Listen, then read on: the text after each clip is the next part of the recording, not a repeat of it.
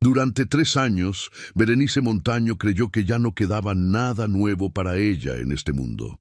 Había enterrado a su esposo, había aprendido a sostener sola la hacienda Los Arrayanes, y estaba convencida de que la soledad sería su única compañía hasta el final de sus días. Pero una tarde de octubre apareció en el camino un hombre que parecía venir de ninguna parte. No traía tierras, no traía dinero, no traía equipaje, solo cargaba a un niño dormido entre los brazos. Y lo que Berenice no podía imaginar era que aquel desconocido estaba huyendo de una decisión tomada años atrás. Una decisión que podía separarlo para siempre del único hijo que había elegido amar. Ni tampoco imaginaba que abrirle la puerta aquella noche cambiaría para siempre el destino de los Arrayanes. Si usted cree que la familia se construye con amor y no solamente con la sangre, deje su like ahora mismo. Suscríbase a Cuentos del Viejo Campo y active la campanita para acompañarnos en más historias como esta. Y díganos en los comentarios, ¿alguna vez alguien que no era de su sangre terminó convirtiéndose en parte de su familia? ¿Y desde dónde nos acompaña hoy? Los Arrayanes no había sido siempre una hacienda triste. Berenice lo recordaba bien, con esa claridad particular de los recuerdos de infancia que no envejecen aunque todo lo demás lo haga. De niña, había corrido por este mismo patio cuando sus padres la traían de visita al rancho del tío Macedonio. Y las bugambilias desbordaban los muros del corredor y las cocinas siempre olían a canela y a masa y había mozos y mozas y risas y perros que perseguían las gallinas entre los macetones de barro. El tío Macedonio era un hombre ruidoso y generoso que nunca pasaba por un cuarto sin dejar algún rastro de su presencia. Un sombrero sobre la silla, una carcajada en el corredor, el olor a tabaco negro que se quedaba después de que él ya no estaba, y que le regaló a Berenice, cuando ella tenía 7 años, un rebozo de lana verde que ella guardó durante décadas, aunque hacía mucho tiempo que ya no le quedaba. Guadalberto Montaño la había cortejado aquí mismo, bajo este corredor, con ese sombrero vaquero que nunca sabía cómo ponerse sin que le quedara chueco, y ella se había reído de él la primera vez, y se había enamorado la segunda. Se casaron en 1929, cuando ella tenía 29 años y él 34. Durante 16 años construyeron algo juntos, no una fortuna, nunca fueron ricos, pero sí una manera de estar en el mundo que tenía forma y peso y calor. Guadalberto era trabajador y justo y poco hablador, pero sabía mirarla de una manera que decía todo lo que no sabía decir con palabras. Sabía poner la mano en el hombro de ella cuando los años malos venían, y algunos vinieron, sequías, plagas, temporadas sin precio justo para el maíz, y ese gesto solo bastaba para que Berenice sintiera que el piso no se movía. Tenía también la costumbre, que a ella le parecía al mismo tiempo entrañable e irritante, de silbar mientras caminaba por el corredor. Siempre el mismo son, que no era ninguna canción reconocible, sino algo inventado por él mismo, que tenía la forma de un son, pero que nunca llegaba a ser completamente ninguno. Durante 16 años, ese silbido fue el sonido con que Berenice sabía que Guadalberto andaba por la hacienda, que todo estaba bien, que el mundo tenía la forma que debía tener. Cuando cayó, el silencio fue diferente a todos los silencios anteriores. Murió de un infarto en el potrero en octubre de 1945. Lo encontraron tendido entre las matas de huizache, con el sombrero a un lado y los ojos cerrados, como si se hubiera acostado a descansar. El viejo Gaudencio fue quien lo halló y llegó a la hacienda corriendo con las piernas de 80 años que ya no corrían bien. Y cuando Berenice vio la cara del viejo, supo antes de que dijera una sola palabra. Berenice no lloró en el velorio, lloró después, sola, 3 noches seguidas, sin testigos, como había aprendido a hacer todo en esta vida, sin que nadie tuviera que verla. El duelo más largo no fue el del primer mes, fue el que vino después, cuando la vida siguió exigiendo y ella tuvo que seguir respondiendo, Y en algún momento entre los libros de cuentas y las negociaciones con arrendatarios y las madrugadas sin dormir revisando el estado de las cercas, se convenció de una cosa, que estaba bien así, que era suficiente, que la soledad, cuando se aprende a manejar, deja de doler y se convierte simplemente en el clima habitual del alma. Su única hija, Felicitas, se había casado con un hombre de Pachuca y vivía lejos. Venía 2 veces al año. Las visitas eran buenas pero breves, y siempre dejaban detrás de sí ese regusto particular de lo que podría haber sido si las cosas fueran distintas. Berenice la despedía siempre con el abrazo justo, sin alargar lo que no se podía alargar, y se quedaba en el corredor viendo la carretera hasta que el coche desaparecía en el primer recodo. Luego volvía al cuaderno. Siempre había algo en el cuaderno que revisar. En San Bartolo de las Encinas, el pueblo más cercano a la hacienda, la gente hablaba de Berenice Montaño con ese tono mezcla de admiración y lástima que se reserva para quienes hacen bien lo que nadie quisiera tener que hacer.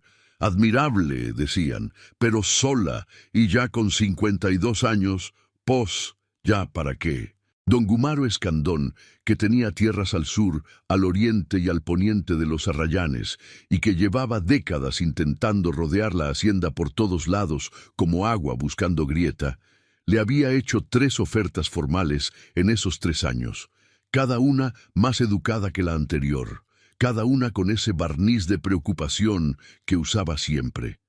¿No sería mejor para usted, Berenice, tener dinero seguro en lugar de este peso tan grande? Ella había respondido igual las 3 veces. No, don Gumaro, gracias. Y punto. Pero el punto, con el tiempo, se había vuelto más difícil de sostener.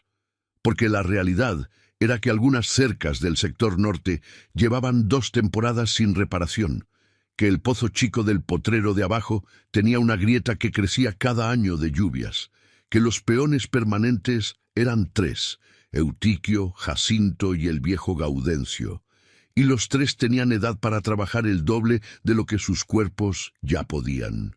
Que los jornaleros de temporada escaseaban cada año porque los hijos del campo se iban a las ciudades, y que las noches eran cada vez más largas, y que en las noches, cuando la hacienda quedaba en silencio total y el tecolote comenzaba desde algún álamo invisible, Berenice se sentaba en el corredor con la llave de hierro del portón principal entre las manos, la misma llave que Guadalberto había cargado siempre en la bolsa del pantalón y que ella encontró junto a la cama la noche en que lo trajeron, y miraba la oscuridad durante un rato, sin pensar en nada específico, sin llorar, sin esperar nada. Solo mirando la oscuridad, con la llave fría entre los dedos, como si el peso de ese metal pequeño fuera el único hilo que todavía la conectaba con algo que había tenido forma completa, algo que había tenido un silbido, algo que ya no silbaba. Esa tarde, cuando vio al hombre en el camino, todavía no sabía que la llave iba a tener otro significado antes de que terminara el año. Todavía no sabía nada. Solo vio al hombre, solo vio al niño dormido en sus brazos, y mandó a Jacinto a decirle que se acercara. El hombre se llamaba Crescencio Fagoaga. Lo supo cuando él mismo lo dijo, con la misma economía de palabras con que hacía todo, parado en el patio central de la hacienda con el niño dormido apoyado en su hombro y el sombrero en la mano libre. 53 años, o eso aparentaba. El rostro tenía esas marcas que no hace el tiempo, sino el trabajo y la intemperie juntos. Líneas profundas alrededor de los ojos, piel de cuero oscuro, mandíbula cuadrada con 2 días de barba gris. Las manos que sostenían al niño eran manos que Berenice reconoció de inmediato. Manos de campo, manos que habían manejado asadón y lazo y machete durante décadas, con los nudillos gruesos y las palmas abiertas en callosas mapas de esfuerzo. Las botas estaban gastadas, hasta donde las botas pueden gastarse sin romperse. El jorongo viejo tenía remendados 3 agujeros distintos. «Solo pedimos agua», dijo. «Nada más. El niño lleva desde el mediodía sin tomar nada». Berenice miró al niño. 6 años, tal vez, dormido con la cara hundida en el cuello del hombre, los puños cerrados sobre la tela del jorongo, la respiración tranquila de quien duerme con la confianza absoluta de que quien lo carga no lo va a soltar. Algo en la imagen, ese niño aferrado a ese hombre con la fe ciega de quien sabe que no hay otro lugar seguro, apretó algo dentro de Berenice que ella no supo nombrar. No era lástima. Era algo anterior a la lástima, algo más primitivo y más verdadero. Doña Refugia llamó sin voltear. La mujer ya estaba en el umbral de la cocina, como si hubiera estado esperando que la llamaran. Doña Refugia Viesca tenía 70 años, y el cuerpo robusto de quien nunca ha descansado completamente, y unos ojos pequeños y oscuros que procesaban la realidad más rápido que cualquier palabra. Llevaba en los arrayanes desde antes de que Berenice llegara como esposa. Había conocido al padre de Guadalberto, había enterrado a 2 maridos propios y cocinaba con una autoridad callada que nunca necesitó de título para hacerse obedecer. En 30 años nadie había osado contradecirle una sola decisión de cocina, y los que lo habían intentado no lo habían vuelto a hacer. Agua y pozole de lo de ayer, dijo doña Refugia, como si ya supiera lo que se necesitaba antes de que nadie se lo dijera. Berenice volvió los ojos al hombre. «Quédense esta noche», dijo, y fue tan simple como eso. O pareció serlo. Crescencio asintió una sola vez con la cabeza. No dijo gracias. No dijo nada. Pero algo en ese gesto, esa inclinación mínima de la cabeza, sin exageración, sin servilismo, sin la incomodidad del que no sabe cómo recibir lo que no pidió. Le dijo a Berenice que estaba frente a un hombre que sabía recibir un favor sin convertirlo en deuda ni en performance de gratitud. Esa noche, mientras el niño dormía en el cuarto de los peones y Crescencio comía en silencio en la cocina, Berenice se quedó en el corredor con la llave en la mano como siempre, y pensó en que mañana, cuando los dos se fueran por el camino, la hacienda volvería a ser exactamente lo que había sido esta mañana. Lo pensó como un hecho, no como un lamento. Pero por primera vez en 3 años, la oscuridad al final del corredor no le pareció tan absoluta como de costumbre. Crescencio no se fue a la mañana siguiente, no porque Berenice se lo pidiera, no porque nadie se lo solicitara.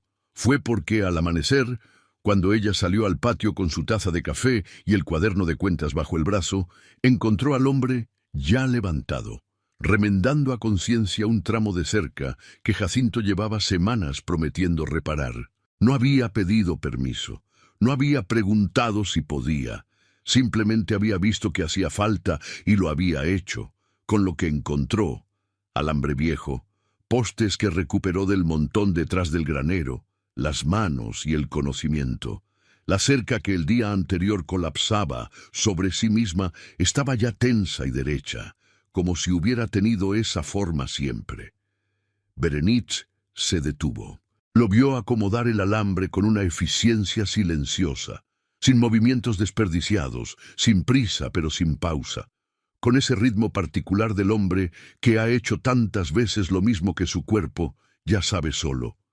Y notó que mientras trabajaba, de vez en cuando volvía la cabeza hacia el cuarto donde dormía el niño, con una atención periférica que no interrumpía el trabajo, pero que tampoco se apagaba nunca.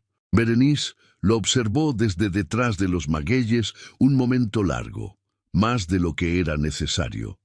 Y lo que vio no era el físico del hombre, aunque el hombre era todavía fuerte. No era el trabajo hábil, aunque el trabajo era bueno. Era algo más pequeño que eso.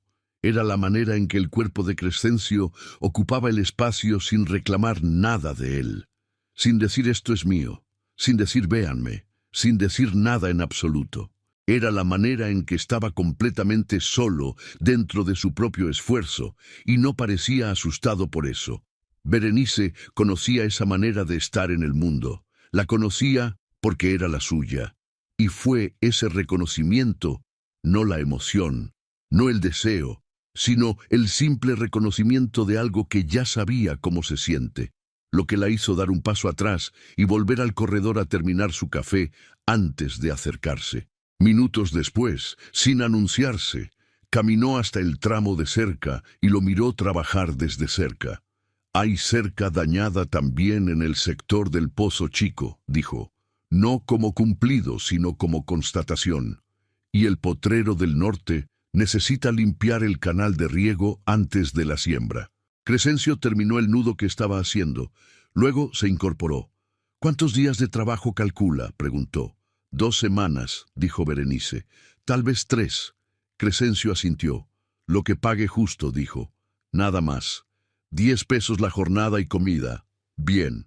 Y eso fue todo. No hubo más palabras. Berenice se fue de regreso a la casa con el cuaderno bajo el brazo y el café enfriándose en la taza. Y Crescencio volvió al alambre. El niño apareció en el vano de la puerta del cuarto de peones a esa hora, todavía con los ojos pegados de sueño y el cabello revuelto, y miró a Berenice con esos ojos grandes de niño que todavía no sabe disimular nada. «Buenos días», dijo con una voz tan chiquita que Berenice tuvo que hacer esfuerzo para no sonreír ahí mismo. «Buenos días», respondió ella. «¿Tienes hambre?» El niño asintió sin decir nada, como si la palabra hubiera sido demasiado esfuerzo para tan temprano en la mañana. Y Berenice lo llevó a la cocina donde doña Refugia ya tenía atole caliente y tortillas recién hechas. Y el olor de masa tostada llenó el corredor de los Serrallanes como una promesa sencilla y sin fecha de vencimiento. Los primeros días transcurrieron con la lógica clara del trabajo. Crescencio era puntual, metódico y completamente silencioso. Comenzaba antes del amanecer, terminaba cuando la luz ya no alcanzaba. No necesitaba que le dijeran qué hacer después de la primera revisión del terreno. Identificaba el problema, encontraba la solución con los recursos disponibles y ejecutaba. Eutiquio, el más joven de los peones permanentes, que tenía 40 años y una desconfianza natural hacia cualquier cosa que no conociera de antes, tardó exactamente 2 días en reconocer que el recién llegado sabía lo que hacía.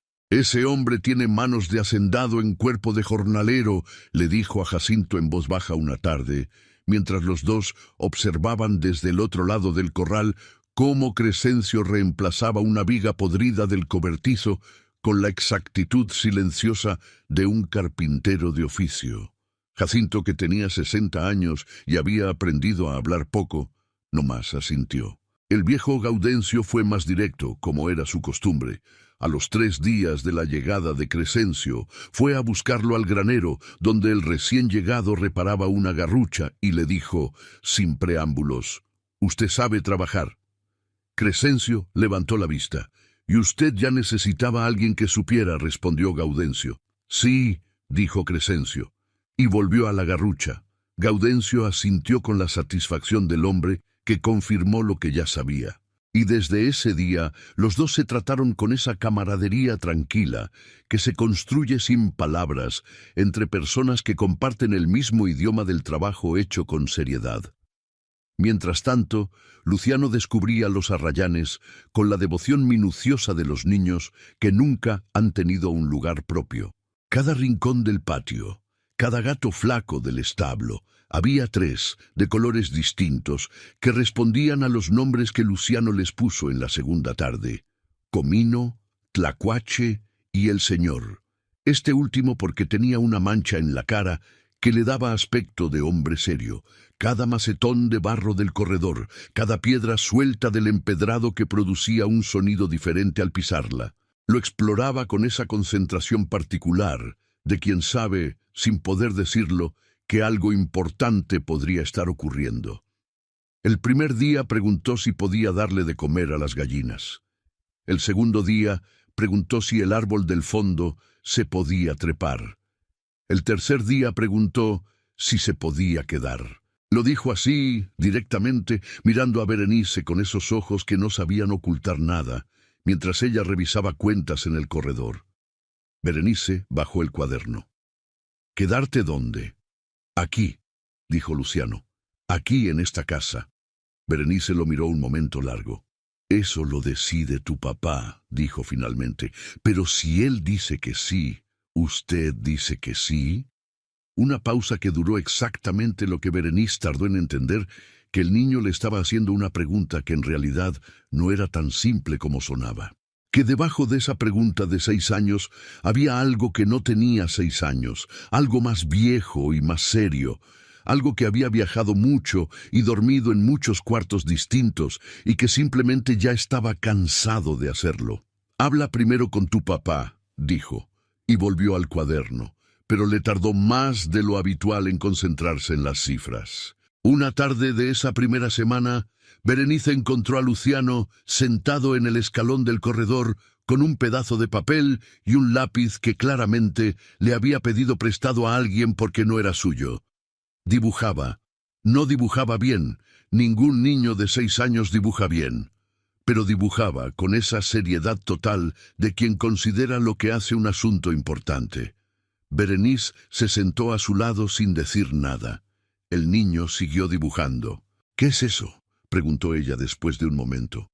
«Mi mamá», dijo Luciano sin alzar la vista. Berenice miró el dibujo. Era una figura indescifrable de líneas y círculos que no se parecía a nada reconocible, pero que tenía, en algún lugar entre las líneas, algo que en otro contexto podría haber sido un cabello largo o una falda. «¿La recuerdas bien?», preguntó Berenice. El niño tardó. «A veces sí», dijo. «A veces ya no. Por eso la dibujo, para que no se me olvide». Berenice se quedó mirando el dibujo un momento. Luego dijo: «Yo también tenía un retrato de mi madre, pero lo perdí en una mudanza. Y por eso a veces trato de acordarme de su cara, y no puedo. Y eso duele más que no recordar nada». Luciano la miró. «¿Y qué hace cuando le pasa eso?», preguntó. Berenice pensó un momento. «Me acuerdo de cómo olía», dijo, «de su voz, de la manera en que ponía la mano en mi cabeza cuando yo era chica. Y eso es suficiente para recordar que estuvo». «¿Su mamá también olía a algo especial?», preguntó Luciano. «A lavanda», dijo Berenice. «Siempre tenía lavanda en el delantal». «¿Y la de usted?», preguntó la mujer. El niño pensó con esa seriedad de quien busca algo en un lugar donde no es seguro que esté. «A chocolate», dijo finalmente. «Y a tierra cuando llovía». Berenice asintió. «Eso es suficiente para recordarla siempre», dijo. «Los olores no se olvidan aunque uno quiera». Luciano dobló el papel con cuidado y lo metió en la bolsa de su pantalón. Berenice se levantó. Y cuando el niño levantó la vista, había en su cara algo que no era exactamente gratitud, pero que se le parecía mucho, algo que los niños expresan con los ojos cuando las palabras todavía no les alcanzan para decir lo que quieren decir. Esa noche, sin que nadie lo viera, Berenice sacó del cajón del escritorio un cuaderno viejo que tenía las primeras páginas en blanco y lo dejó en el lugar donde Luciano desayunaba, con un lápiz encima. Doña Refugia lo vio. No dijo nada. Pero a la mañana siguiente, el desayuno de Berenice tenía una flor de bugambilia roja al lado de la taza, que nadie había puesto ahí y que solo podría haber puesto una persona en toda la hacienda.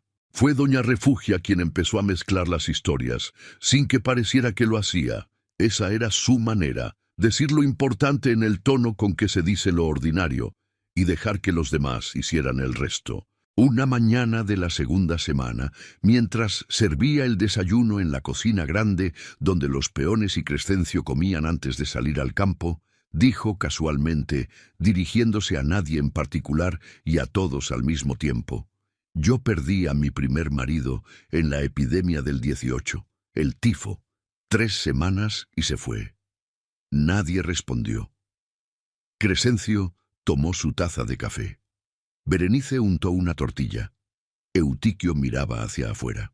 «El segundo duró más», continuó doña Refugia, como si estuviera hablando del clima, «pero ese se fue por sus propias ganas. Se fue con otra, lo que es peor, porque al que se lo lleva la muerte uno puede extrañarlo en paz. Al que se va solo, ya no sabe uno qué hacer con lo que siente». Luciano la miraba con esa atención total de los niños que no saben que hay cosas que no se dicen. «¿Y usted no se puso triste?», preguntó el niño. «Claro que me puse triste, chamaco», dijo doña Refugia. Pero el atole siguió caliente igual, y se fue a la cocina. Berenice encontró los ojos de Crescencio por accidente, por un instante de un segundo, y los dos volvieron rápidamente a sus tazas. Pero algo se había dicho en ese instante, algo que ninguno de los dos habría sabido poner en palabras, que era exactamente por qué no hacía falta. El tema de Luciano, quién era, de dónde venía, por qué un hombre solo viajaba con un niño de 6 años, flotó varios días sin que nadie lo nombrara directamente. Berenice no preguntó. No era su costumbre preguntar lo que la gente no ofrecía. Había aprendido desde joven que las personas entregan su historia cuando están listas y que apresurarse a pedirla es una forma de no merecerla. Pero doña Refugia oyó hablar solo a Crescencio una noche, sentado en el borde del corredor de los peones después de que el niño se durmiera, murmurando algo bajo, y alcanzó a distinguir un nombre de mujer. Lupita. Solo eso, y una frase que no alcanzó a escuchar completa, pero que tenía el tono de las cosas que se dicen cuando ya no hay nadie delante a quien proteger, cuando el único testigo es el cielo oscuro y las estrellas que no van a contarle nada a nadie. Doña Refugia se fue a su cuarto sin decir nada, pero al día siguiente puso en el desayuno de Crescencio el pan de canela que guardaba para los días difíciles, y cuando él la miró, ella ya había dado la vuelta hacia el fogón. El canal de riego del potrero norte fue el trabajo más largo. 4 días de paleo, de limpiar sedimento acumulado durante años, de reconstruir tramos donde la tierra había cedido bajo el peso de los últimos temporales. Berenice supervisó el primer día. El segundo mandó a Eutiquio a revisar. El tercero fue ella misma, a media tarde, y se quedó más de lo necesario porque la verdad era que el trabajo estaba bien hecho y había algo satisfactorio en verlo avanzar así, con orden y sin alaraca. Crescencio estaba en el fondo del canal cuando ella llegó, con el agua barrosa a la rodilla y el azadón trabajando sin descanso. No la vio llegar. Berenice se sentó en el borde del canal sobre una piedra plana y estuvo mirando en silencio varios minutos. Escuchó el sonido del azadón contra la tierra, el agua corriendo despacio entre las paredes húmedas, el viento entre los nopales del cerro de arriba, una lagartija que cruzó corriendo por el borde opuesto del canal y se detuvo sobre una piedra tibia a mirarla con esa calma absoluta de los animales pequeños que saben que no son el centro de nada. Berenice notó que Crescencio trabajaba con una precisión que no era velocidad, sino exactitud. Cada golpe del azadón iba exactamente donde debía ir, sin movimientos de más, sin energía desperdiciada. Era el trabajo de alguien que ha aprendido que la tierra responde mejor a la conversación que al forcejeo, que la paciencia con el azadón es lo mismo que la paciencia con cualquier cosa que vale la pena, constancia sin desesperación. Entonces él levantó la cabeza y la vio. No se sorprendió, solo se limpió la frente con el antebrazo y siguió trabajando. «Va a quedar bien el canal», dijo Berenice. «En 2 días más está listo», dijo Crescencio. «Hay un tramo al fondo donde la pared cedió. Hay que poner piedra bola para que aguante las lluvias. ¿Hay piedra suficiente?» «Saqué del cerro esta mañana». «Hay». Silencio. El agua corría despacio entre las paredes de tierra húmeda. Una garza blanca cruzó arriba contra el cielo azul limpio de octubre y desapareció en dirección al río. «¿De dónde es usted?», preguntó Berenice. Crescencio no dejó de trabajar. «De Ixmiquilpan originalmente», dijo. «Luego estuve en Actopan, luego en Tula, luego en varios lados. ¿Tiene tierras en alguno de esos lados?» «Tuve. Las perdí». Berenice no preguntó más. Crescencio siguió con el azadón. Y el agua siguió corriendo, y la garza ya no estaba, y el sol empezaba a bajar detrás del cerro de la derecha. «Mi marido era de aquí», dijo Berenice, sin saber exactamente por qué lo decía. «De San Bartolo. Lo enterramos hace 3 años en octubre». Crescencio levantó brevemente la vista. Asintió. No dijo lo siento ni ninguna de esas frases que la gente dice porque no sabe qué decir. No dijo nada.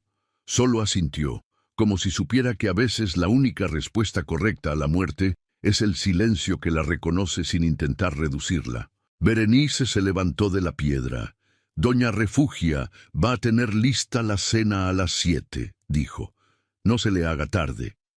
Y se fue por el borde del canal de regreso hacia la hacienda, con la falda levantando el polvo del camino y los álamos doblándose un poco en el viento de la tarde. Y sin voltear, aunque algo en la espalda le decía que él sí volteó a verla irse. Luciano, mientras tanto, se había instalado en la hacienda con la naturalidad de quien siempre supo que ese era su lugar y solo estaba llegando tarde. Se hizo amigo de los 3 gatos del establo. Aprendió a distinguir cuáles gallinas ponían y cuáles no. Siguió a Eutiquio por el maizal durante 3 mañanas seguidas, hasta que el peón, vencido por la persistencia silenciosa del niño, le enseñó a arrancar la hierba mala sin dañar la planta. Aprendió también, observando sin que nadie se lo enseñara, que Berenice revisaba el cuaderno de cuentas siempre con el ceño levemente fruncido, no por enojo, sino por concentración, y que en esos momentos era mejor no interrumpirla con preguntas. Y que el viejo Gaudencio, en cambio, respondía a cualquier pregunta con una paciencia infinita y una cantidad de detalles que a veces excedía lo que Luciano había querido saber, pero que él escuchaba igual, porque el sonido de esa voz vieja y tranquila tenía algo que le recordaba a las historias que su madre le contaba antes de dormir. Y con doña Refugia desarrolló una relación de complicidad que la vieja nunca habría admitido en voz alta.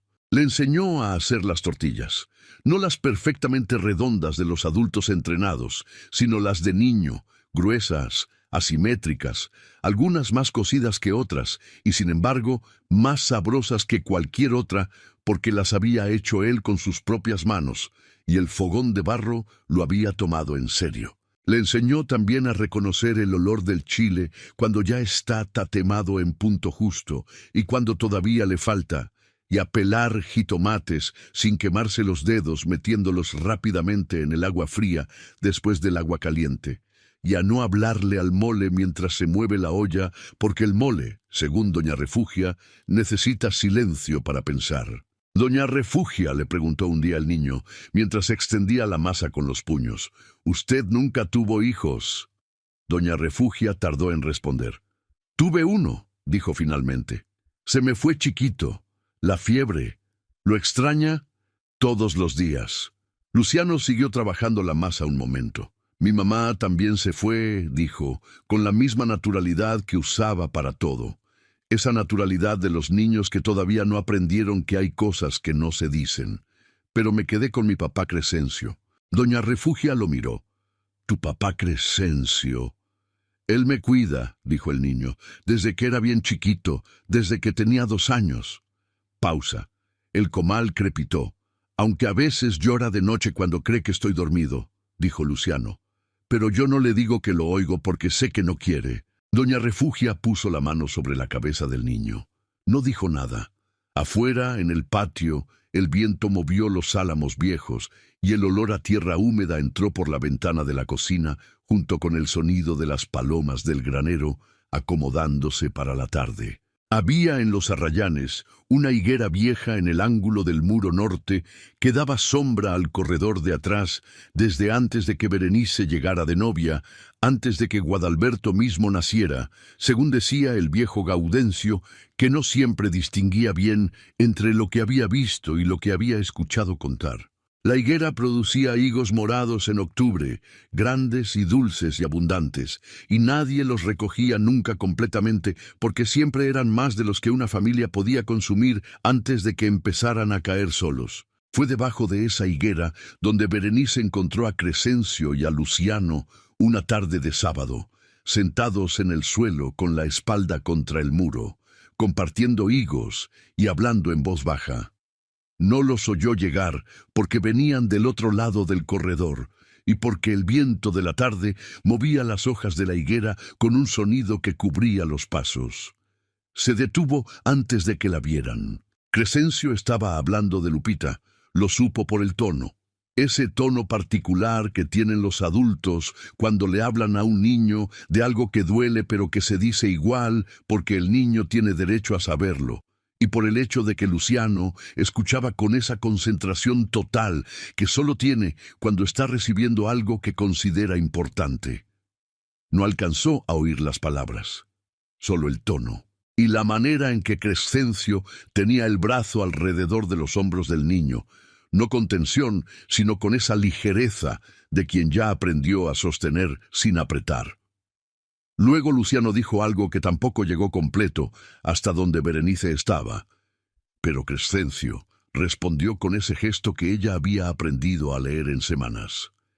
El asentimiento lento, la mano que aprieta levemente el hombro del niño, el silencio, que no es ausencia, sino presencia, de otra clase. Berenice se fue sin que la vieran. Rodeó el corredor por el otro lado, y cuando llegó a la cocina donde doña Refugia preparaba el pozole del sábado, se sentó en el banco de madera junto al fogón y estuvo ahí un rato sin decir nada. Doña Refugia no preguntó. Siguió moviendo la olla grande con la cuchara de madera, con ese ritmo parejo de quien ha cocinado tanto que el gesto ya no necesita pensarse. Después de un momento dijo, sin voltear, «El niño ya no se despierta de noche». Berenice la miró. «Antes sí», dijo doña Refugia. «Las primeras 2 semanas se despertaba llorando a las 2 o 3 de la mañana. Crescencio lo oía y se levantaba, y lo sentaba y le hablaba hasta que el niño se volvía a dormir. «Ya no se despierta», repitió doña Refugia. Y eso fue todo. No dijo más. No hacía falta. Berenice se quedó mirando el fogón, donde el pozole hervía despacio, con ese olor particular de chile guajillo y maíz cacahuacintle, que en los Arrayanes siempre había sido el olor de los sábados. Pensó en que los niños duermen tranquilos cuando sienten que alguien está velando. Pensó en que esa vela constante, ese oído atento a las 2 de la mañana, ese levantarse sin que nadie se lo pidiera, era una forma de amor que no tenía nombre más preciso que ese. Amor. Pensó en que hay hombres que lo demuestran en los discursos y hay hombres que lo demuestran en lo que hacen a las 2 de la mañana, cuando nadie los está mirando. Berenice se levantó del banco, fue a asomarse al corredor.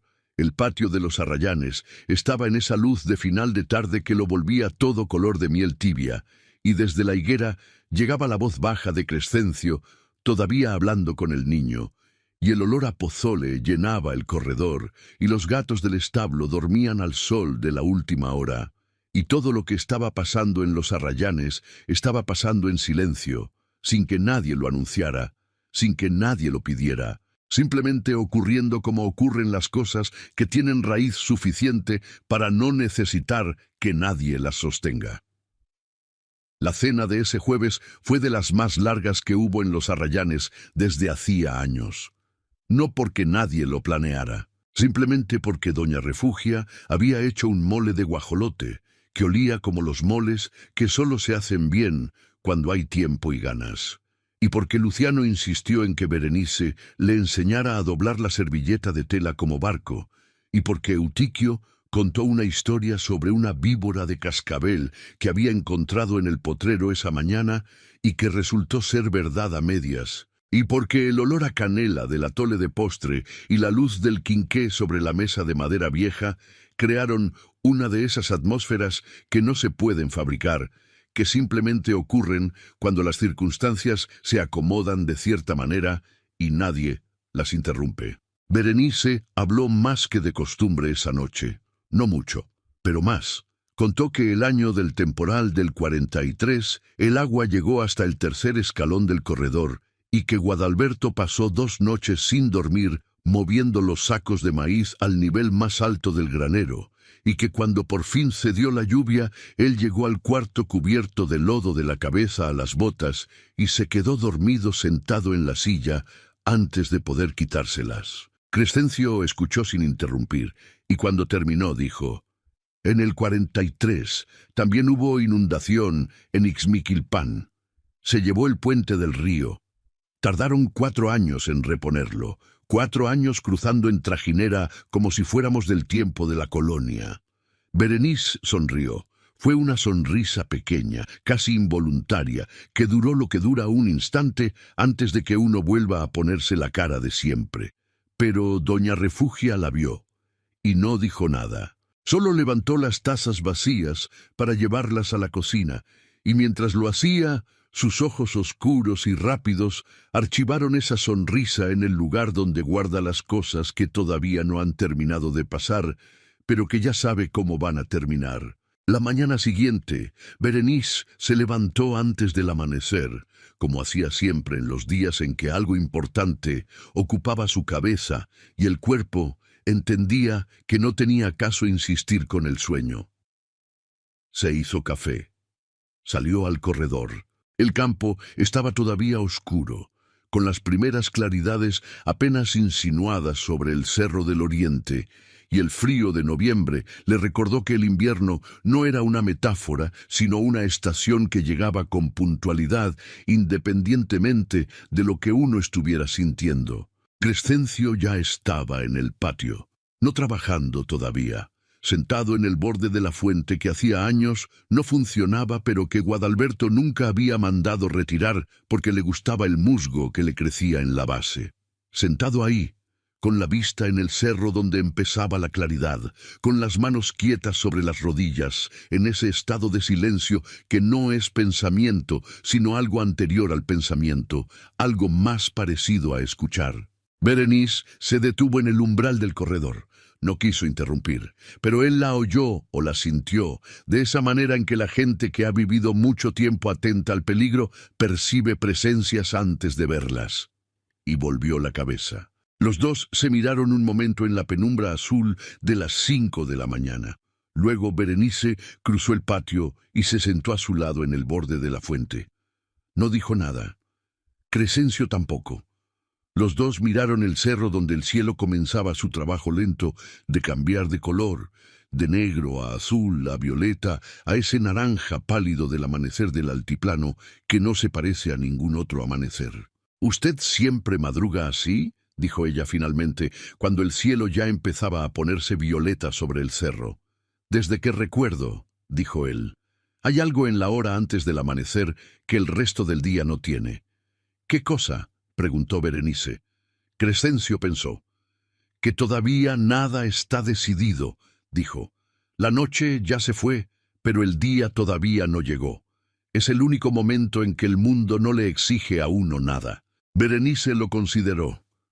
«Hay mucho tiempo del día que no exige nada», dijo, «pero ninguno como este», dijo él, «porque en los otros uno sabe que el exigir viene, en este uno todavía puede creer que no». Berenice no respondió de inmediato. Luego dijo, «Guadalberto se levantaba a las 6. Nunca antes. Decía que madrugar era una forma de penitencia que Dios no le había pedido a nadie, y que no veía para qué anticiparse». Crescencio sonrió.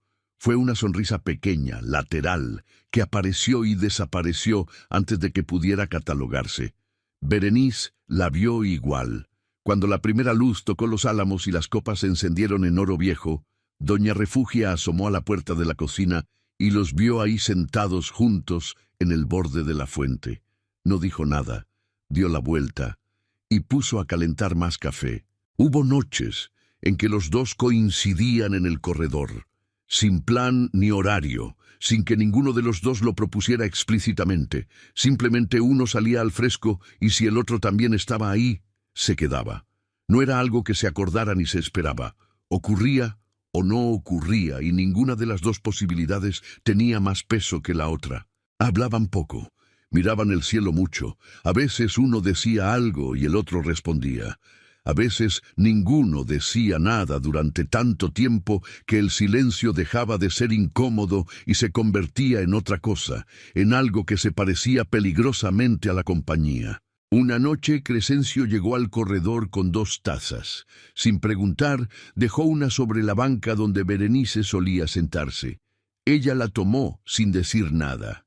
Era café negro, cargado, sin azúcar, exactamente como ella lo tomaba.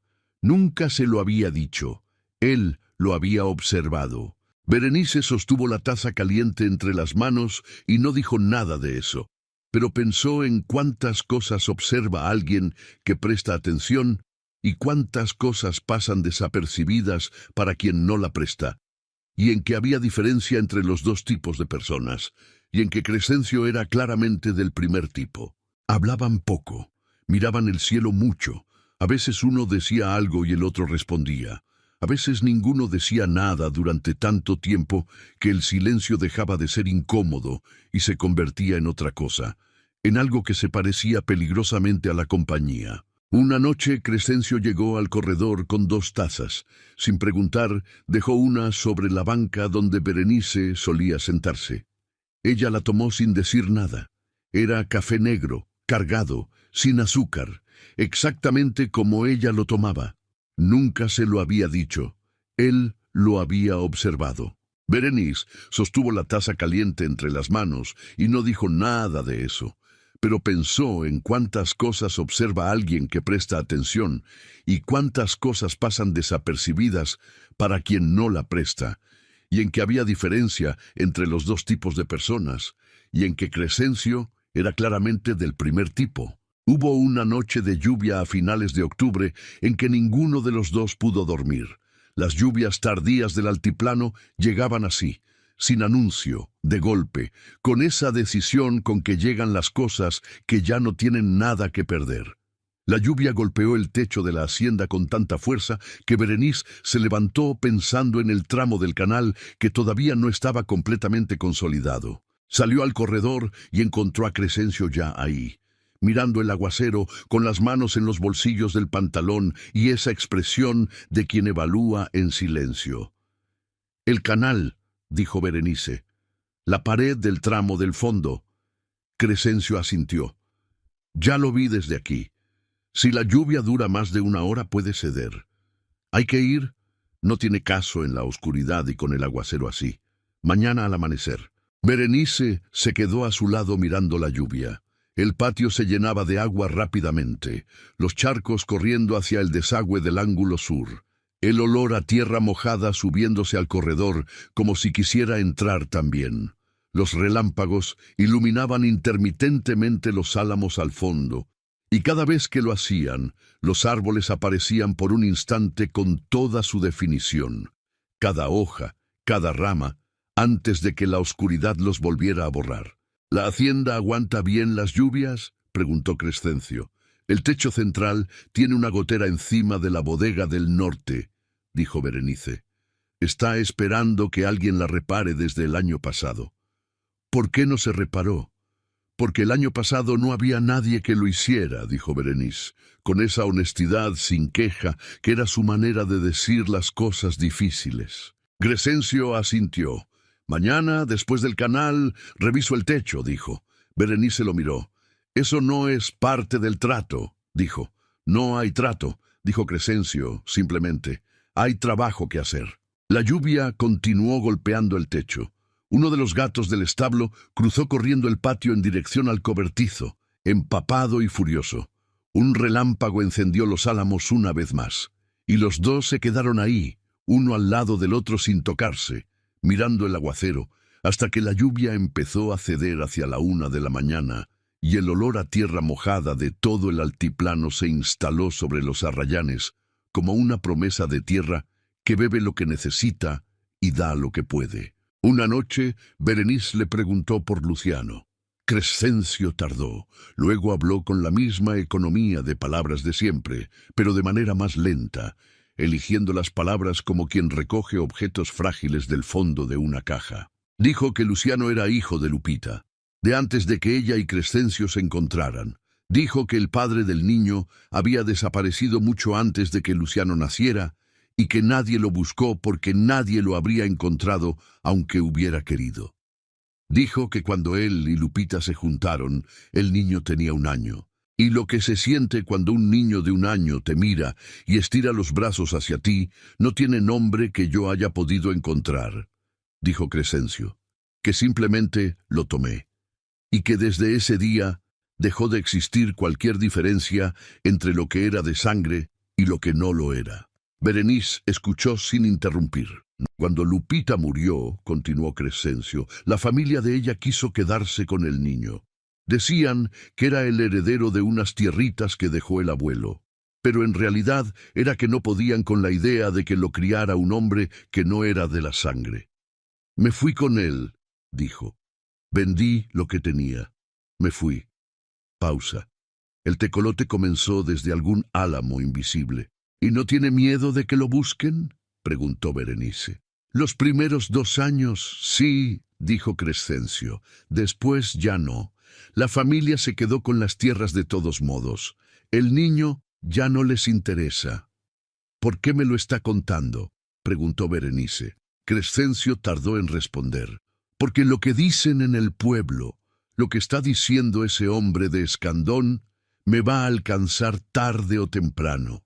Y me parece que usted merece saber la verdad antes de que llegue una versión que no lo sea. Berenice lo miró. Él seguía mirando el cielo. Ya lo sé, dijo Berenice. Crescencio volvió la cabeza hacia ella. Lo que importa lo sé, aclaró. El resto son papeles. Crescencio asintió. Una vez, despacio, y volvió la vista al cielo. Y el tecolote siguió hablando desde algún lugar que ninguno de los dos podría haber señalado con exactitud. En esa noche de hidalgo que olía a maguey y a tierra fría y a todas las cosas que no se nombraron en el corredor, pero que estuvieron presentes igual. La mañana siguiente, Berenice se levantó antes del amanecer, como hacía siempre en los días en que algo importante ocupaba su cabeza y el cuerpo entendía que no tenía caso insistir con el sueño. Se hizo café. Salió al corredor.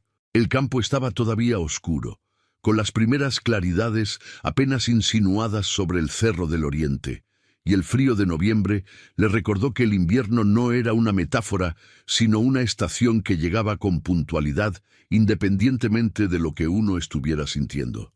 Crescencio ya estaba en el patio. No trabajando todavía, sentado en el borde de la fuente que hacía años no funcionaba, pero que Guadalberto nunca había mandado retirar porque le gustaba el musgo que le crecía en la base.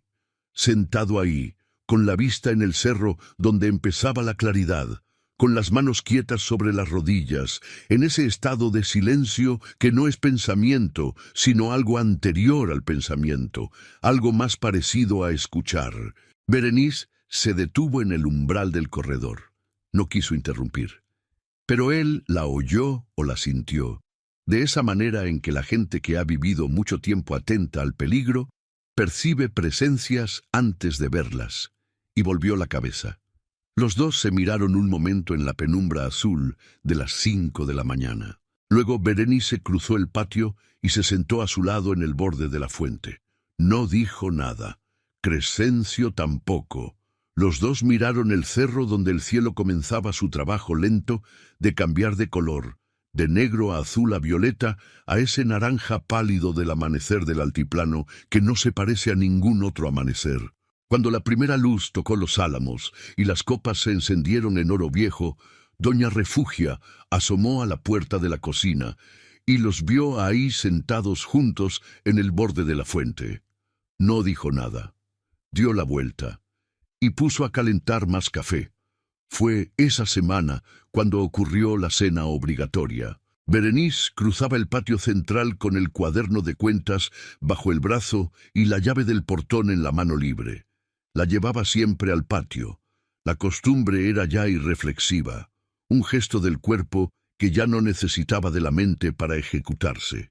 Cuando el empedrado viejo, que tenía una piedra suelta que hacía meses esperaba reemplazo, le jugó una mala pasada. El pie derecho torció levemente. El cuaderno fue al suelo, y la llave de hierro saltó del puño y fue a dar contra el empedrado con un sonido seco, deslizándose 3 metros sobre las piedras viejas hasta detenerse cerca de la boca del aljibe.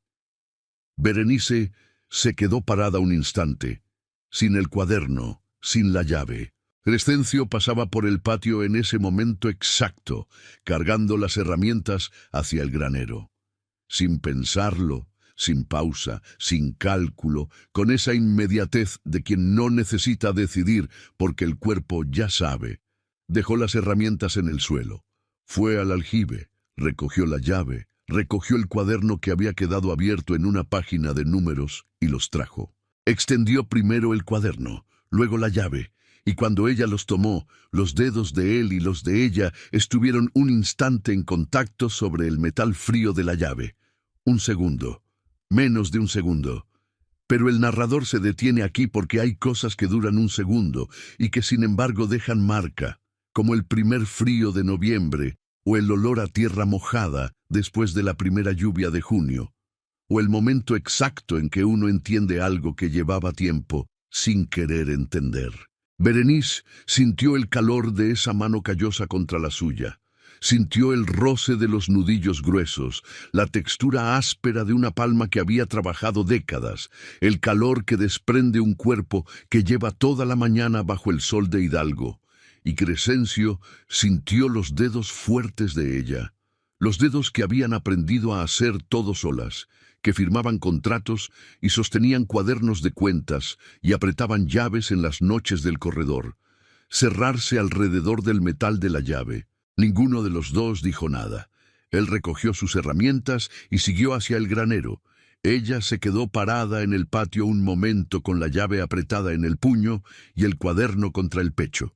Luego siguió su camino, pero adentro, en el lugar donde 3 años de costumbre habían construido una tranquilidad que en realidad era simplemente una manera de no sentir, algo se había movido que ya no iba a volver a estar quieto. Las semanas pasaron con esa lentitud particular del tiempo rural que tiene su propio ritmo, ajeno a los calendarios de la ciudad y a las prisas de quienes no han aprendido todavía que las cosas que valen no se apresuran. Crescencio terminó el canal, reparó el pozo chico, consolidó el sector de cerca del poniente que llevaba 2 años cediendo, y cuando terminó esas tareas, sin que nadie se lo pidiera, identificó las siguientes. El techo del granero tenía una viga que necesitaba refuerzo. El camino de acceso al potrero de abajo tenía un tramo donde las lluvias habían abierto una zanja que dificultaba el paso de las carretas. El maguey del límite norte, que era el más viejo de todos y que según el viejo Gaudencio tenía más de 30 años, necesitaba que le retiraran los hijos que lo estaban cargando.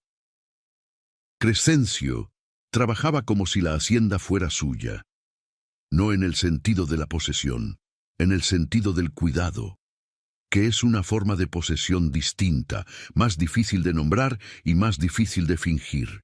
Berenice lo observó durante semanas.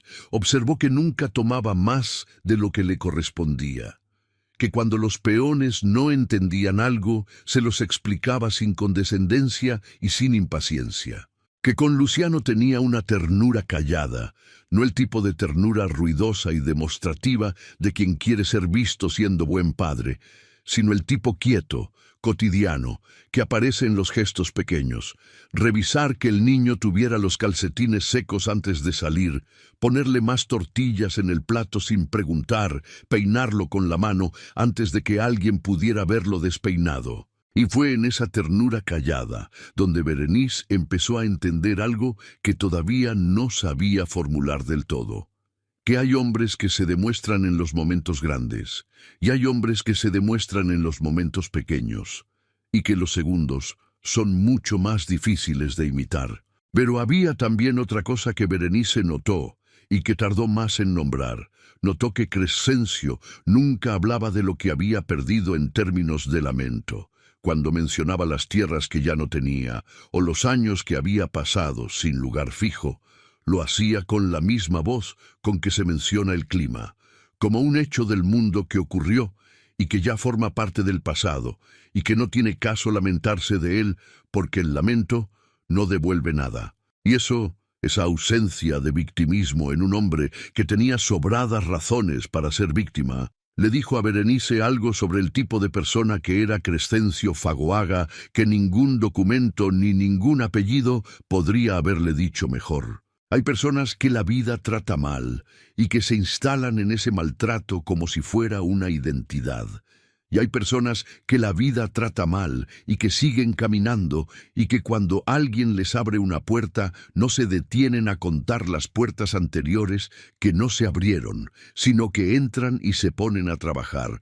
Fue un martes cuando llegó don Gumaro Escandón por primera vez. No era la primera vez que venía a los Arrayanes. Había venido 3 veces antes con sus ofertas, pero esta vez vino diferente. Montado en su alazán, con el sombrero fino y los botines lustrados, acompañado de 2 de sus hombres, y con esa sonrisa que Berenice conocía de memoria y que nunca le había gustado. Era una sonrisa que pedía permiso para entrar mientras ya estaba adentro. «Berenice», dijo bajándose del caballo con la elegancia de quien sabe que sus movimientos son observados. Venía a saludarla y a ver cómo sigue la hacienda. «Bien», dijo Berenice, «¿en qué le puedo servir?» En nada», dijo él, mirando el patio con esa mirada que calculaba sin que pareciera que calculaba. «Solo quería ver cómo está usted, con tanta responsabilidad». Sus ojos encontraron a Crescencio, que trabajaba al fondo del patio reforzando la viga del granero. Y algo cambió en esa mirada, algo pequeño, pero que Berenice notó. «¿Y ese hombre?», preguntó Gumaro, con el mismo tono casual. «Trabaja para mí», dijo Berenice. «¿Lo conoce bien?» «Lo suficiente». Gumaro asintió lentamente, con esa manera suya de hacer que el silencio sonara a duda. «Bueno, Berenice», dijo, «usted sabrá. No más que en estos tiempos, una señora sola en una hacienda con gente que llega de quién sabe dónde, uno se preocupa, como vecino, como amigo». «Gracias por la preocupación», dijo Berenice, y la manera en que lo dijo era cortés y final al mismo tiempo, como una puerta que se cierra con cuidado pero que se cierra. Gumaro se fue con su sonrisa y sus hombres, y Berenice se quedó mirando el camino polvoriento hasta que el alazán desapareció detrás de los magueyes, con la sensación de que esa visita no había sido una visita, había sido un aviso. Los rumores empezaron esa misma semana. En San Bartolo de las Encinas comenzó a circular una historia, que el hombre en los Arrayanes venía huyendo de algo, que nadie sabía su origen verdadero, que el niño que cargaba no era su hijo, que una viuda sola que deja entrar a un desconocido en su hacienda no merece el respeto que se le ha dado. Berenice lo supo por Felicitas, su hija, que la llamó desde Pachuca con la voz nerviosa y ese tono de quien tiene una conversación que preferiría no tener. «Mamá, la gente habla». «La gente siempre habla», dijo Berenice, «pero dicen que ese hombre tiene pendientes en Tula, que no se sabe de dónde viene. Ese hombre trabaja la tierra mejor que nadie que haya pasado por aquí en 10 años», dijo Berenice. «Y eso es lo que sé, mamá». «Felicitas». Silencio. «Duerme tranquila», dijo Berenice. «Aquí está todo bien», colgó. Y se quedó con la mano sobre el auricular del teléfono que Guadalberto había instalado en 1940 y que sonaba con un timbre delgado y nervioso que siempre le recordaba a los pájaros chicos en tiempo de frío. Luego abrió el cajón del escritorio. Sacó la llave, la puso sobre la madera y la miró. Esa noche Berenice no durmió de corrido. Durmió en partes, con la llave en la mesita de noche, y entre un tramo y otro de sueño pensó en Guadalberto, y pensó en Crescencio, y pensó en el niño, y pensó en los Arrayanes, y en lo que era defender algo, y en lo que era dejar entrar algo, y en que tal vez esas 2 cosas no eran tan distintas como había creído. Que tal vez defender y dejar entrar podían ser la misma cosa, si uno elegía bien qué defender y a quién dejar pasar. La segunda visita de Gumaro Escandón ocurrió un jueves por la mañana, cuando Crescencio estaba en el potrero norte y los peones en el maizal. Berenice estaba sola en la oficina de la hacienda, revisando los libros de arrendamiento, cuando escuchó el ruido de los caballos en el patio y la voz de Jacinto, diciéndole al visitante que la señora estaba adentro. Gumaro entró sin anunciarse. No completamente. Se detuvo en el umbral, pero tampoco esperó que lo invitaran. «Berenice», dijo, «perdone la hora, tengo algo que decirle». Berenice cerró el libro. No lo invitó a sentarse. «Dígame». Gumaro entró despacio, con las manos en la espalda, mirando el cuarto como si estuviera calculando el precio de cada cosa que había en él. Era un hombre de 58 años, con el cuerpo todavía robusto del ranchero que no delegó el trabajo demasiado pronto, y esa seguridad particular del que nunca ha tenido que perder algo que no pudo recuperar. «Le traigo información», dijo, «sobre su jornalero. No le pedí información sobre nadie». «Lo sé», dijo Gumaro, «pero se la traigo igual como amigo». Berenice esperó. «Hay gente en Tula que lo conoce», dijo Gumaro. «Dicen que ese hombre salió de allá hace 4 años de manera irregular, que el niño que carga no figura en ningún papel como hijo suyo, que la familia de la madre del niño buscó a ese hombre un tiempo». «¿Y lo encontraron?», preguntó Berenice, con una calma que no era indiferencia, sino algo más difícil que eso. Gumaro la miró. «No todavía», dijo, «pero si alguien les diera su paradero». Berenice lo miró a los ojos. «Don Gumaro», dijo. «Berenice», respondió él, con esa voz que bajaba de tono cuando quería que las cosas sonaran serias. «Yo le tengo aprecio, se lo he dicho siempre, y no me gustaría que usted tuviera problemas por proteger a alguien que no se lo merece». «¿Y sí se lo merece?», preguntó Berenice. Gumaro sonrió. «Berenice, es un hombre sin tierras, sin apellido, sin papeles que confirmen nada de lo que dice. Usted lleva 3 años sola sacando adelante esta hacienda. Eso vale mucho. No lo arriesgue por algo que no es suyo». Silencio. «Compre», dijo Gumaro. «Compre la hacienda hoy con lo que yo le doy y váyase tranquila a Pachuca con su hija, sin peones que sostener, sin cercas que reparar, sin desconocidos que le traigan complicaciones». Berenice se puso de pie. Lo que dijo a continuación lo dijo despacio, una palabra a la vez. «La hacienda no está en venta. Berenice, los Arrayanes no se vende. Y si usted tiene información sobre el paradero de mi jornalero que piensa compartir con alguien, sepa que eso me va a obligar a compartir con el presidente municipal la manera en que usted lleva años presionando a una viuda para que le venda sus tierras. Y eso sí es un asunto que tiene nombre, don Gumaro». La sonrisa de Gumaro no desapareció, pero se congeló. «Está bien», dijo finalmente, con una voz que había dejado de pretender ser la voz del amigo. «Está bien, Berenice. Usted decide». Se fue sin despedirse, y Berenice se quedó de pie en la oficina con las manos apoyadas en el escritorio, sintiendo el pulso en las palmas, respirando despacio, hasta que el ruido de los caballos en el camino se fue apagando. Luego abrió el cajón, sacó la llave, la puso sobre el escritorio y la miró durante un momento largo. Crescencio supo lo que había pasado esa tarde cuando llegó del potrero y vio la cara de doña Refugia. La vieja no se lo dijo directamente, solo le sirvió el café y dijo, sin mirarlo, «Don Gumaro estuvo aquí esta mañana». Crescencio bajó la taza. «¿Cuánto tiempo?» «Poco». Berenice lo sacó rápido. Crescencio no preguntó más. Fue a buscar a Berenice. La encontró en el corredor, sentada con el cuaderno en las rodillas, pero sin escribir, mirando el campo. La llave estaba sobre la banca, a un lado de ella. «Me lo contó doña Refugia», dijo. «No era necesario», dijo Berenice. «Sí era», dijo Crescencio, «porque lo que hizo ese hombre fue por mí, y si yo estoy aquí, es mi responsabilidad». «Su responsabilidad», repitió Berenice con un tono que no era burla, sino algo más cercano a la incredulidad tranquila. «¿Y la mía qué? ¿Yo no tengo responsabilidad de lo que pasa en mi propia hacienda?» Crescencio la miró. «Berenice, si me quedo aquí, le voy a traer más de esto». «Si se va», dijo ella, «Gumaro va a interpretar que tiene razón, que hay algo que ocultar, y va a venir con más fuerza. Igual va a venir». «Sí», dijo Berenice, «pero hay diferencia entre enfrentarlo con alguien de palabra a un lado y enfrentarlo sola. Y yo ya llevo 3 años enfrentando todo sola».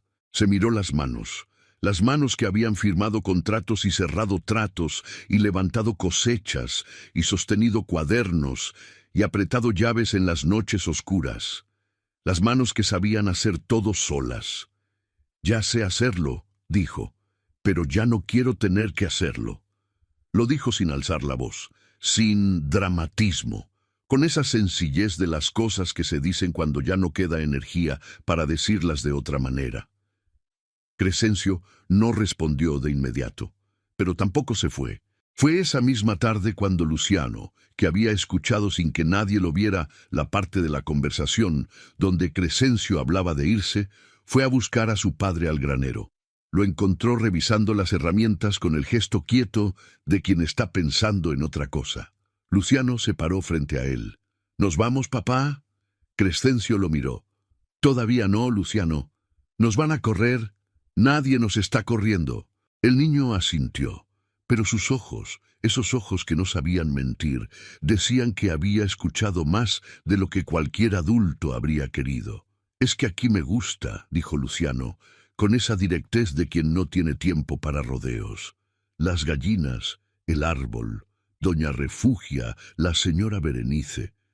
Crescencio se puso de rodillas frente al niño. Lo sé. Nunca antes me había gustado tanto un lugar, dijo Luciano, con una voz que ya no era tan chiquita. Lo sé, repitió Crescencio. Es como si fuera de nosotros, dijo el niño, pero sé que no lo es, pero es como si lo fuera. Crescencio abrió los brazos.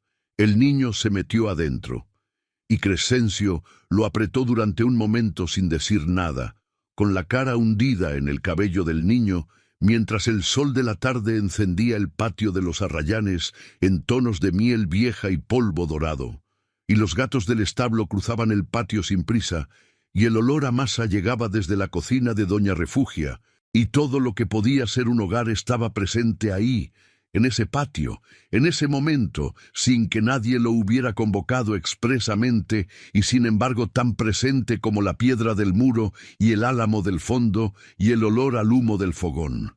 Fue esa noche cuando doña Refugia encontró a Berenice en el corredor. Berenice estaba sentada con la llave en la mano como siempre, pero no miraba la oscuridad como siempre, miraba la llave. Doña Refugia se sentó a su lado sin decir nada durante un momento. El campo olía a tierra fría y a huizache, y a ese olor particular de las noches de Hidalgo en noviembre, que no se parece a nada más. Luego doña Refugia dijo: «Berenice, los muertos no tienen hambre, los vivos sí». Berenice no respondió de inmediato. Pasó el pulgar por el metal frío de la llave. Lo pasó despacio, de un extremo al otro, como quien lee algo que está escrito en un idioma que ya sabe, pero que necesita volver a leer para estar seguro. «¿Y?» dijo finalmente. «Y nada», dijo doña Refugia, «solo eso». Se levantó y se fue a su cuarto. Y Berenice se quedó en el corredor con la llave, y esa frase que era tan simple, y que sin embargo apretaba algo dentro del pecho como una mano.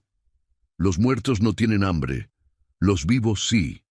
Tan simple, tan innegable, tan inapelable como el frío de noviembre y el olor a tierra y la oscuridad al final del campo, que seguía siendo oscuridad, aunque ella tuviera o no tuviera los ojos abiertos para verla. La presión de Gumaro Escandón llegó de manera pública un sábado de noviembre. Llegó al tianguis de San Bartolo de las Encinas, cuando hay mercado y la gente se reúne y los puestos de chile y quelite y tejocotes llenan la plaza y las conversaciones se mezclan con el olor a elote asado. Y habló. Habló de Berenice y de los Arrayanes y del desconocido que vivía en la hacienda. Habló de documentos y de pasados oscuros y de una viuda que no sabía lo que le convenía. Habló con esa voz de preocupación que era en realidad una campaña, con esa habilidad del hombre acostumbrado a construir versiones de la realidad que convengan a sus propósitos. Y la gente del tianguis escuchaba porque Gumaro era poderoso y porque las historias de desconocidos siempre tienen más drama que las verdades cotidianas. Berenice supo lo que había pasado esa misma tarde por el viejo Gaudencio, que fue al pueblo a vender quelites y regresó con el relato completo y la cara de quien no quería ser el mensajero, pero tampoco podía callarse. Se lo contó sentado en el patio con el sombrero entre las manos, mirando el suelo, con esa manera que tienen los hombres viejos y leales de dar las malas noticias, directo pero despacio, sin adornos, sin el dramatismo de quien disfruta del efecto. Berenice lo escuchó sin interrumpir. Cuando Gaudencio terminó, ella asintió. «Gracias, Gaudencio», dijo. El viejo se levantó con el trabajo lento de sus años y se fue al granero sin decir más. Berenice se quedó sola en el patio. El sol ya estaba bajo, y la hacienda tenía esa luz última que hace que todo parezca más quieto de lo que está, como si el día se estuviera preparando para irse con dignidad. Pensó en Gumaro, pensó en el pueblo, pensó en lo que significa para una mujer sola que hablen de ella en el tianguis cuando no está. Y pensó que había una diferencia entre soportar lo que viene y pararlo antes de que crezca, y que esa diferencia no estaba en el tamaño de la pelea, sino en el momento en que uno decide que ya tuvo suficiente. Se lo contó a Crescencio esa noche, sin adornos, sin dramatismo, con la misma economía con que él hablaba. Crescencio la escuchó con las manos sobre las rodillas, sin interrumpir. Cuando terminó, hubo un silencio. «Mañana voy al pueblo», dijo Crescencio. Berenice frunció el ceño. «¿Para qué? Para dar la cara». «¿Usted sabe lo que eso significa?», dijo ella. «Gumaro va a estar ahí. Sus hombres van a estar ahí». «Lo sé». «¿Y?» «Y es mejor enfrentarlo donde hay testigos», dijo Crescencio. «La gente del pueblo no es mala gente. Solo escucha al que habla más fuerte. Hay que darles otro que escuchar». Berenice lo miró durante un momento que duró más de lo que podría contarse. Luego dijo: «Voy con usted». Crescencio iba a decir algo. Berenice lo interrumpió. «Los Arrayanes es mío», dijo. «El nombre en ese pueblo es mío, y si hay algo que decirle a ese pueblo sobre lo que ocurre en mi hacienda, yo también lo digo». Crescencio asintió, y no dijo más.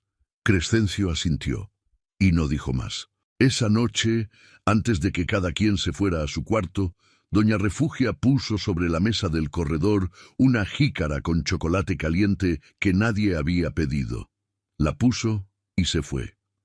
Y los tres, Berenice, Crescencio y Luciano, que había resistido el sueño más de lo habitual, se quedaron sentados en el corredor, bebiendo el chocolate en silencio, mientras el campo oscuro olía a tierra fría y el tecolote comenzaba su turno desde los álamos. Luciano se quedó dormido en su silla antes de terminar la taza, con la cabeza cayendo despacio hacia el lado, hasta que Crescencio la sostuvo con la palma de la mano, sin que el niño se despertara.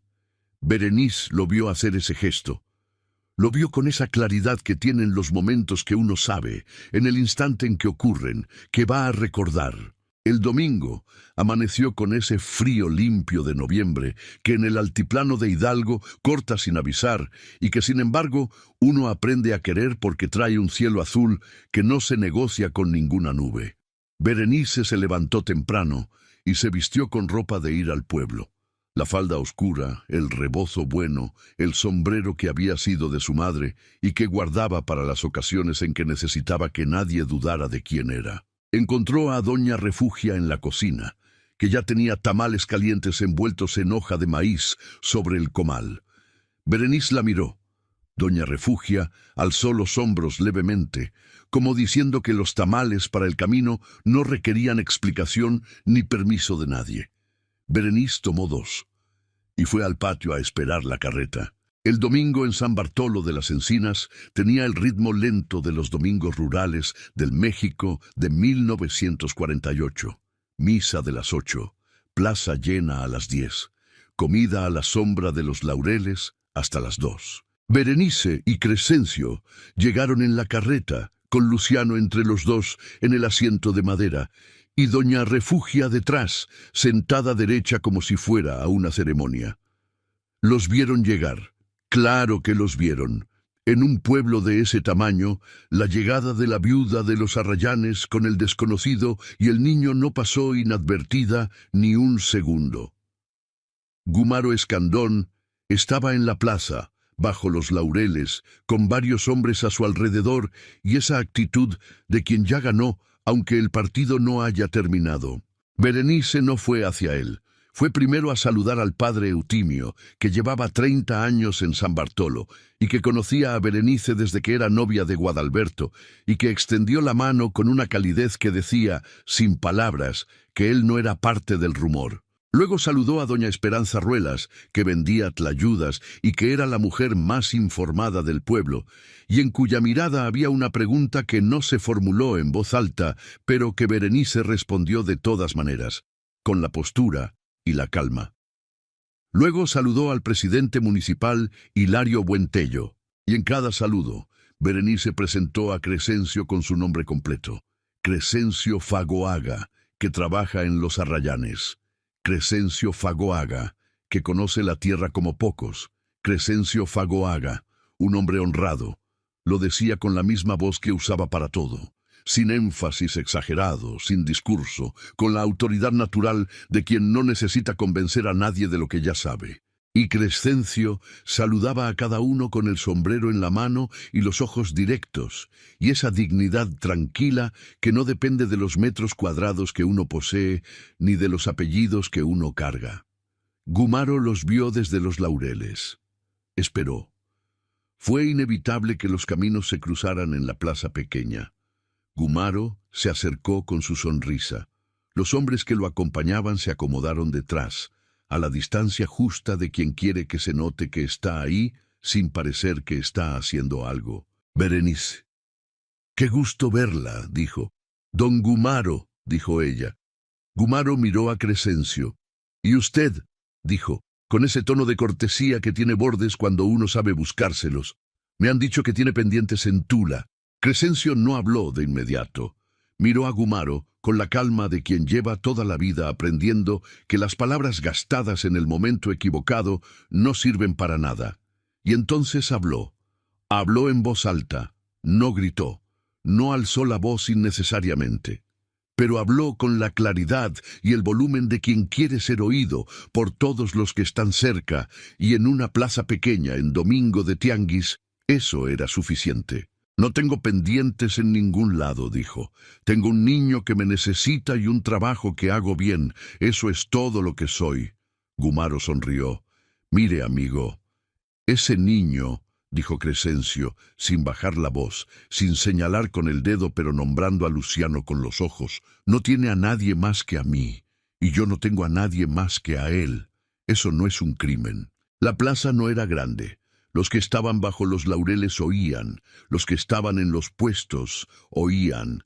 El padre Eutimio oía desde el atrio de la iglesia, con los brazos cruzados y esa expresión de quien deja que las cosas se resuelvan solas, porque ya sabe quién tiene razón. «Usted puede decir lo que quiera sobre mí en este pueblo», continuó Crescencio, «pero cuando lo diga, dígalo aquí, en mi cara, no en mi ausencia». Gumaro dejó que la sonrisa se sostuviera un momento más. Luego dijo en voz baja, dirigiéndose a Berenice: «Berenice, esto no le conviene». Y Berenice, que había estado parada a un lado con los brazos cruzados y la mano derecha dentro del bolsillo del delantal, apretando la llave de hierro que había decidido traer consigo esa mañana sin saber bien por qué, dio un paso adelante. «Don Gumaro», dijo. Su voz era perfectamente tranquila. No había en ella rabia ni miedo, ni la vibración nerviosa de quien teme lo que va a decir. Había simplemente la certeza de quien habla desde un lugar donde ya tomó la decisión y lo único que queda es pronunciarla. «Los Arrayanes es mía. El trabajo de esa hacienda lo decido yo. A quién contrato lo decido yo. Y a quién le abro la puerta lo decido yo». Pausa. «No vuelva a hablar de mi hacienda, ni de mi gente en ningún lado. Y si tiene algo que decirme, viene a decírmelo a mí. En mi cara, no en el tianguis cuando yo no estoy». Gumaro la miró. Y la sonrisa, esa sonrisa que había sido durante años la herramienta más afilada que tenía para entrar a donde no lo invitaban, finalmente se fue. No de golpe, despacio, como una marea que se retira cuando entiende que el terreno no va a ceder. «Está bien», dijo al final, 2 palabras planas, sin adorno, y se fue con sus hombres. Doña Esperanza Ruelas, desde su puesto de tlayudas, no dijo nada, pero tampoco necesitó decirlo. La mirada con que siguió a Gumaro mientras se alejaba decía todo lo que San Bartolo de las Encinas iba a decir sobre esto durante los próximos años. El padre Eutimio asintió desde el atrio, con esa inclinación de cabeza mínima que es la manera en que los sacerdotes aprueban las cosas sin aprobarse en voz alta. Y Luciano tomó la mano de Crescencio y la de Berenice al mismo tiempo, una en cada puño, sin saber del todo lo que acababa de pasar, pero sintiendo con la claridad de los 6 años que algo se había acomodado en el mundo. Algo que llevaba tiempo queriendo acomodarse. De regreso a los Arrayanes, nadie habló mucho. El camino era el mismo de siempre. Polvo, magueyes, álamos, al final, que se mecían despacio en el viento de noviembre. Luciano se durmió entre los dos en el asiento de la carreta, con la cabeza apoyada en el brazo de Crescencio y los pies rozando la falda de Berenice. Doña Refugia iba atrás, mirando el campo con su silencio de siempre, el silencio de quien ha visto lo suficiente para saber cuándo las cosas terminan de una manera y empiezan de otra. Cuando llegaron a la entrada de la hacienda, cuando el portón viejo de los Arrayanes estaba frente a ellos, con su madera oscura y su cerradura de hierro, que llevaba décadas en el mismo lugar, Berenice se bajó de la carreta. Metió la mano en el bolsillo del delantal. Sacó la llave. La misma llave de siempre. La misma llave que había cargado Guadalberto durante 16 años. La misma llave que había estado en la mano de Berenice todas las noches del corredor. Peso pequeño y frío contra la palma, recordatorio de todo lo que había tenido y de todo lo que había aprendido a sostener sola. La miró un momento. Crescencio estaba bajando a Luciano dormido de la carreta con ese cuidado suyo de no despertarlo, con las manos grandes cubriendo la espalda del niño, como si el mundo exterior pudiera lastimarle algo si no lo cubría bien. Berenice se acercó. Le extendió la llave. Crescencio la miró. Miró la llave. «Abra», dijo Berenice. No era una pregunta. No era exactamente una orden. Era algo intermedio. Era una puerta. Era exactamente lo que era. Una puerta. Crescencio sostuvo la llave, la sostuvo y la miró, y luego miró a Berenice, con los ojos que preguntaban lo mismo que la voz. «¿Está segura?» «Estoy segura», dijo Berenice. Crescencio asintió. Se acercó al portón. Metió la llave. El portón de los Arrayanes se abrió con ese sonido de siempre, ese sonido de madera vieja y metal honesto que lleva décadas diciendo lo mismo. Aquí es aquí. Esto es esto. Adentro es adentro. Entraron todos. Crescencio con Luciano dormido en brazos. Berenice con las manos vacías por primera vez en mucho tiempo. Doña Refugia cerrando el paso con esa calma suya que no necesitaba apresurarse para llegar a tiempo a nada. El patio de los Arrayanes recibió la tarde con su luz de siempre. El naranja de los álamos, el color de tierra mojada de las paredes viejas, el olor a maguey y a humo de la cocina que doña Refugia encendería en media hora. Crescencio llevó al niño al cuarto y lo acostó con el cuidado de siempre, con la misma delicadeza que ponía en todo lo que valía la pena cuidar. Luego salió al corredor. Berenice estaba ahí. Los dos se quedaron parados sin decir nada durante un momento que tenía la calidad particular del silencio, que ya no necesita llenarse, que está completo como está, que no le falta nada porque todo lo que necesitaba decirse ya se dijo de otra manera. El sol terminaba de caer detrás del cerro del poniente. Los magueyes quedaron en silueta contra el cielo que pasaba del naranja al morado lento. El tecolote no había empezado todavía. Las golondrinas cruzaron en bandadas sobre los álamos, últimas golondrinas de la tarde, y luego no hubo más, solo el campo, solo los Arrayanes, solo los dos. Mañana hay que revisar el canal del sur, dijo Berenice. A las 6 está listo para revisar, dijo Crescencio. Bien. Silencio. Doña Refugia va a tener lista la cena. Ya oí el fogón. Silencio. Y en ese silencio, que no era vacío, sino todo lo contrario, que estaba lleno de todo lo que no necesitaba decirse, porque ya se había dicho de otra manera, con las manos en el patio empedrado, y las noches del corredor, y el canal del norte y la llave, y el niño dormido y la plaza de San Bartolo, y esa tarde en que una mujer dijo, «Abra», y un hombre abrió. En ese silencio, los dos miraron el horizonte donde el cielo todavía guardaba un hilo de luz dorada sobre los cerros de Hidalgo. El olor a tortillas llegó desde la cocina. El viejo Gaudencio cruzó el patio con su paso lento camino al granero, sin voltearse a verlos, como si fuera la cosa más normal del mundo que los dos estuvieran ahí parados viendo el mismo cielo. Y los Arrayanes, que había sido durante 3 años una hacienda sostenida por una sola persona con la pura fuerza de la costumbre, se sintió de pronto diferente. No más grande, no más rica, solo menos sola, que a veces, si se piensa bien, es exactamente lo mismo que más completa. Años después, cuando la gente de San Bartolo de las Encinas hablaba de Berenice Montaño, y siguieron hablando de ella, porque la gente siempre habla de quienes hacen cosas que no esperan, decían que fue una mujer que supo lo que tenía y que supo lo que le faltaba, y que cuando lo vio llegar por el camino cubierto de polvo con un niño en brazos, algo en ella lo reconoció antes de que su cabeza lo entendiera. Porque hay personas que creen que la soledad es un destino, que el luto es una forma de lealtad, que dejar entrar algo nuevo es traicionar lo que se fue. Y hay personas que aprenden, tarde o temprano, que los muertos no tienen hambre. Los vivos sí. Los Arrayanes siguió siendo de Berenice Montaño, pero desde ese noviembre de 1948 dejó de ser solo suyo. Luciano creció entre los magueyes y los álamos viejos y aprendió a trabajar la tierra con las mismas manos que aprendieron a hacer tortillas torcidas en el fogón de Doña Refugia.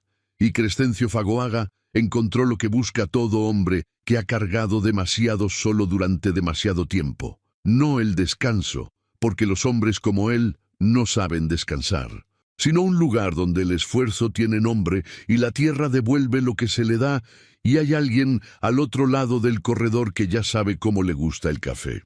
Y Berenice que había aprendido a ser suficiente sola, que había construido una fortaleza de costumbre y de silencio y de cuentas bien llevadas.